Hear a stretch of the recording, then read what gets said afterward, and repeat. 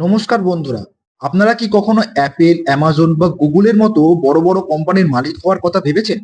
কিন্তু বিদেশে সরাসরি শেয়ার কেনা বেশ জটিল। আজ আমরা কথা বলবো এমন এক মাধ্যম নিয়ে যার মাধ্যমে আপনি আপনার ডিম্যাট অ্যাকাউন্ট থেকেই গোটা বিশ্বের বড় বড় কোম্পানিতে টাকা লাগাতে পারেন।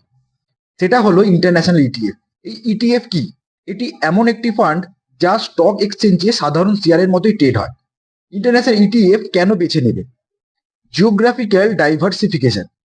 আপনার সব টাকা শুধুমাত্র ভারতের বাজারে না রেখে বিদেশের বাজারে বিনিয়োগ করলে ঝুঁকি কমে।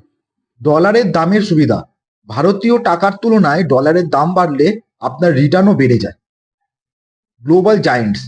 এটি আপনাকে S&P 500 বা নাসদাক 100 এর মতো বড় গ্লোবাল ইন্ডেক্সের এক্সপোজার দেয়। ভারতের বাজারে তালিকাভুক্ত সেরা কয়েকটি গ্লোবাল ইটিএফ হলো মতিলাল ওসওয়াল নাসদাক 100 ইটিএফ।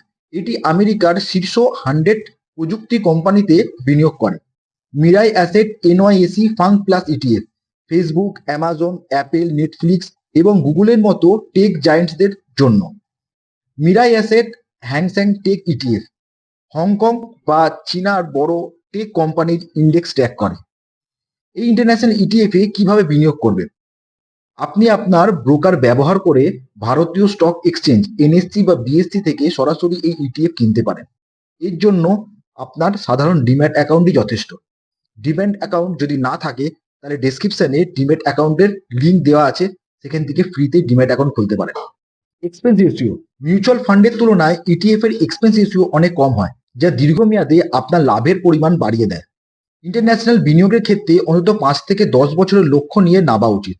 সব টাকা একসাথে না দিয়ে এসআইপি বা ধাপে ধাপে বিনিয়োগ করা বুদ্ধিমানের কাজ। আজকের ভিডিওটি ভালো লাগলে লাইক করুন, শেয়ার করুন এবং আপনি কি অলরেডি কোনো ইন্টারন্যাশনাল ফান্ডে ইনভেস্ট করেছেন?